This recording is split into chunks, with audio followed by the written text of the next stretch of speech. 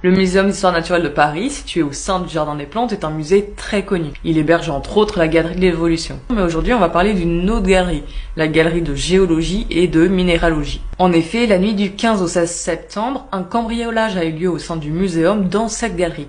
Alors pourquoi cette galerie en particulier? En fait, on va y retrouver certains spécimens, dont ici ce qui a été volé, des pépites d'or. Ici, il s'agit donc du vol de plusieurs pépites d'or, d'environ 6 kilos au total. Ce qui fait donc un butin à environ 600 000 €. Mais pour ça, on compte que la valeur de l'or. On compte même pas la valeur du patrimoine. Donc ça, c'est un peu difficile à estimer. Mais pour vous donner un ordre d'idée, l'une de ces pépites venait de la ruée vers l'or aux États-Unis.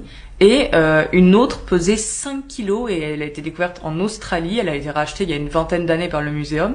Et du coup, elle faisait la taille d'un ballon de foot. Ce cambriolage semble avoir été fait par des professionnels. En effet, il y a eu l'utilisation d'une disqueuse pour forcer l'entrée dans le musée et ensuite un chalumeau pour briser la vitrine et dérober les pépites. Donc pour le moment, la galerie est fermée au public. J'ai contacté moi-même le muséum pour savoir si la presse avait le droit d'y rentrer.